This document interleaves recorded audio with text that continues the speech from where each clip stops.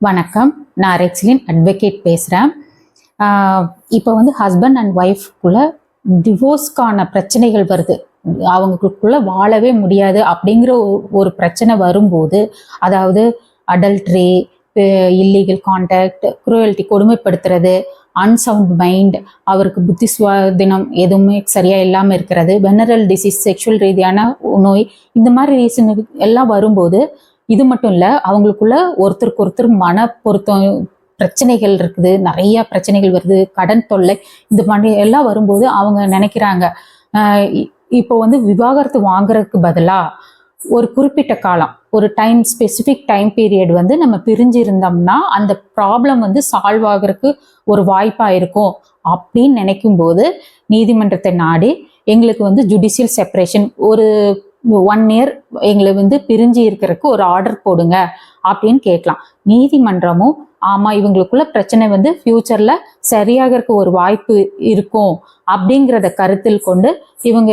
டெம்பரவரியா ஒரு specific time ஒரு 1 year வந்து பிரிஞ்சு இருக்கணும் அப்படின்னு சொல்லிட்டு ஜுடிஷியல் செப்பரேஷன் நீதிமன்றமே ஒரு ஆர்டர் போட்டு இவங்க 2 பேர்த்தையும் பிரிச்சு வைப்பாங்க.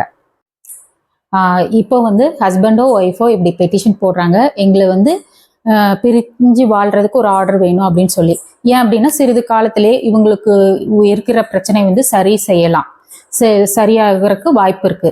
அப்போ அந்த மாதிரி ஆர்டர் வாங்கும்போது இப்போ நீதிமன்றம் ஒரு ஆர்டர் கொடுத்துறாங்க, ஜுடிஷியல் செப்பரேஷன், நீங்க 1 year பிரிஞ்சிருங்க அப்படின்னு சொல்லிட்டு. இந்த காலகட்டத்துல அவங்க வந்து இன்னொரு மேரேஜ் பண்ணக்கூடாது, இது வந்து இல்லீகல். ஜுடிஷியல் செப்பரேஷன் வந்து ஆர்டர் தந்துட்டாங்க கோர்ட் அப்படின்னு சொல்லிட்டு இன்னொரு மேரேஜ் பண்ணக்கூடாது, இது இல்லீகல். அதே மாதிரி அதே சமயத்துல வந்து ஹஸ்பண்டா இருந்தாலும் சரி, ஒய்ஃபா இருந்தாலும் சரி, அவங்களுக்கு ஹஸ்பண்டுக்கு செய்ய வேண்டிய கடமைகளோ ஒய்ஃபுக்கு செய்ய வேண்டிய கடமைகளோ இந்த 1 year வந்து செய்ய வேண்டியது இதுவும் கிடையாது.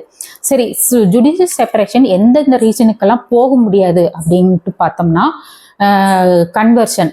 இப்போ வந்து ஒரு அவங்க ஹிந்து மதத்துல இருந்து கிறிஸ்டினாவோ முஸ்லீமாவோ போறாங்க, இந்த ரீசனுக்கு போக முடியாது.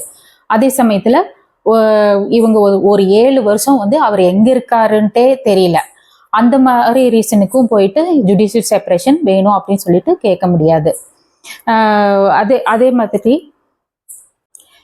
ரெனவுன்ஸ் த வேர்ல்டு, அதாவது அவங்க வந்து உலக வாழ்க்கையை துறந்து கன்னியாசியாவோ துறவரம் போயிடுறாங்க. இந்த மாதிரி டைம்லயும் எங்களை வந்து ஜுடிஷியல் செப்பரேஷன்ல பிரிந்து வாழ்றதுக்கு ஒரு ஆர்டர் வேணும் அப்படின்னு சொல்லிட்டு கேட்க முடியாது. இப்போ இவங்களுக்குள்ள இருக்கிற பிரச்சனை 1 year கழிச்சு சரியாகுது அப்படின்னா அவங்க வந்து ஒரு பெட்டிஷன் போட்டு எங்களுக்கு இருக்கிற ஜுடிஷியல் செப்பரேஷன் இந்த பெட்டிஷனை வந்து ரத்து செய்யுங்க, நாங்க திரும்பவும் சேர்ந்து வாழ்றோம் அப்படின்னு சொல்லிட்டு நீதிமன்றத்தை நாடலாம்.